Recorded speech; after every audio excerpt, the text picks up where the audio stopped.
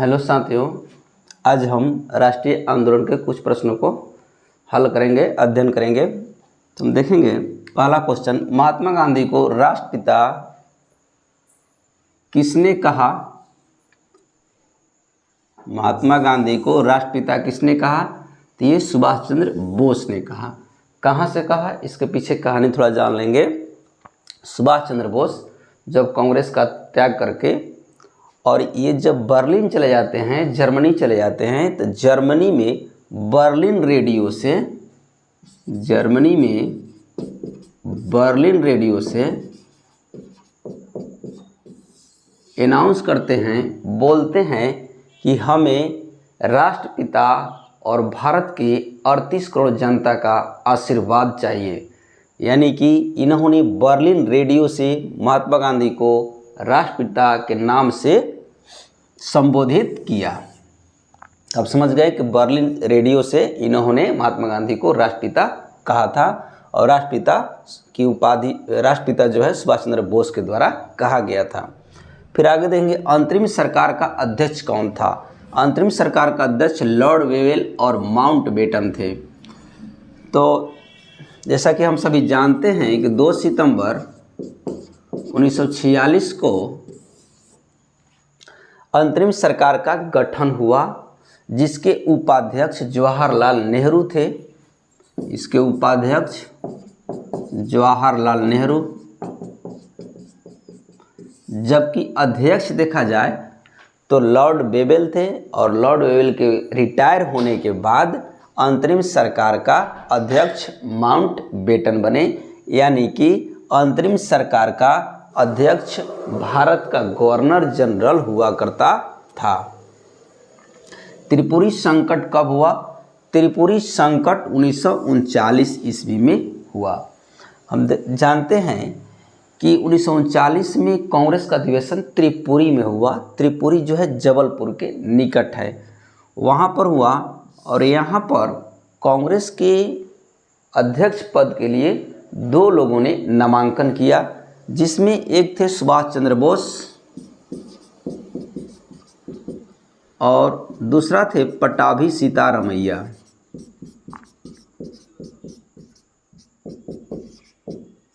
महात्मा गांधी ने कांग्रेस के अध्यक्ष पद के इस चुनाव में पट्टाभी सीतारमैया का जोर शोर से प्रचार किया और गांधी जी ने यहाँ तक कह दिया कि आपकी पट्टाभी सीतारमैया नहीं खड़ा है, महात्मा गांधी अध्यक्ष पद के चुनाव के लिए खड़े हैं। यानी कि आप पट्टाभी सीतारमैया में महात्मा गांधी को देखा कीजिए।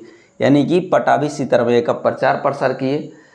लेकिन जब चुनाव हुआ तो इस चुनाव में सुभाष चंद्र बोस जो हैं जीत गए। ऐसी स्थिति में कांग्रेस वर्किंग कमेटी ने कहा कि सुभाष चंद्र बोस कोई भी जो निर्णय लेंगे महात्मा गांधी से पूछ कर लेंगे, महात्मा गांधी की सहमति से लेंगे।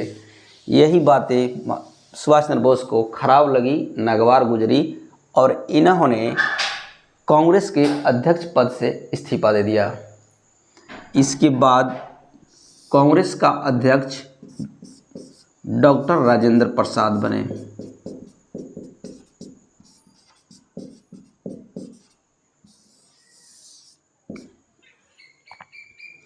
अगला देखेंगे हम, महात्मा गांधी कांग्रेस के अध्यक्ष कब बने? तो महात्मा गांधी कांग्रेस के अध्यक्ष 1924 ईस्वी में बने, बेलगांव में बने। बेलगांव जो है कर्नाटक में है। कर्नाटक में कांग्रेस का अधिवेशन 1924 में जो हो रहा था, उसके अध्यक्ष महात्मा गांधी को बनाया गया था। आगे हमने क्रिप्स मिशन को उत्तर तिथीय चेक किसने कहा? तो उत्तर तिथीय चेक महात्मा गांधी ने कहा। हम देखेंगे कि क्रिप्स मिशन मार्च 1942 में इंडिया आया था। 1942 में इंडिया आया। क्रिप्स मिशन के अध्यक्ष स्टैफोर्ड क्रिप्स थे। स्टैफोर्ड क्रिप्स थे। क्रिप्स मिशन के अनुसार भारतीयों को संविधान बनाने का अधिकार प्रदान करने की बात की गई, यानी कि भारतीयों को कहा गया कि आप संविधान बनाइएगा लेकिन द्वितीय विश्व युद्ध के उपरांत बनाइएगा।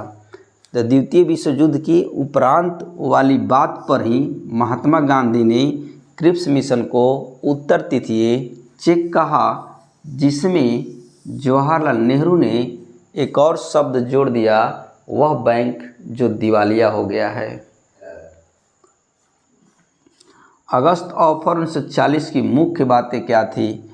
अगस्त ऑफर 1940 जो है ये भी संविधान से जुड़ा हुआ है और इसमें मुख्य बातें थी कि भारतीय संविधान का निर्माण प्रमुखतः भारतीयों के द्वारा होगी, यानी मुख्यतः भारतीयों के द्वारा होगी, अधिकांश भारतीय के द्वारा होगी।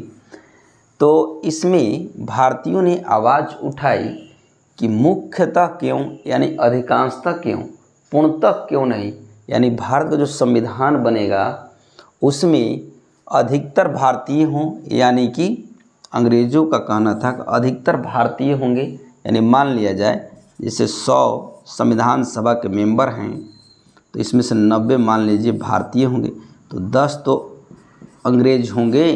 तो ऐसी स्थिति में भारतीयों को डर था कि ये जो 10 हैं अंग्रेज अपने अनुकूल संविधान बनवा सकते हैं। तो भारतीयों ने इसका विरोध किया कि भारत जो संविधान बनेगा पूर्णतः भारतीयों के द्वारा बनेगा, यानी मुख्यतः और प्रमुखतः पर झगड़ा हुआ। मुख्यतः की जगह पर भारतीयों ने कहा कि यहाँ पर पूर्णतः होना चाहिए, जिस कारण भारतीयों ने इसको इनकार कर दिया। मराठा एवं केसरी नामक पत्रिका का संपादन किसने किया? तो ये किए थे बाल गंगाधर तिलक। देखिएगा ये जो मराठा पत्रिका बाल गंगाधर तिलक के द्वारा निकाली जाती थी, ये जो है अंग्रेजी भाषा में निकाली जाती थी और केसरी जो पत्रिका निकाली जाती थी, केसरी जो है मराठी भाषा में निकाली जाती थी। एक बात गौर करेंगे, वैलेंटाइन सिरोल ने बाल गंगाधर तिलक को भारतीय अशांति का राजदूत कहा था।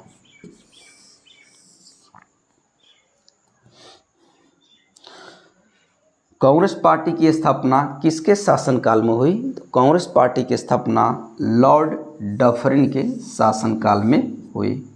कब हुई? 1885 में हुई।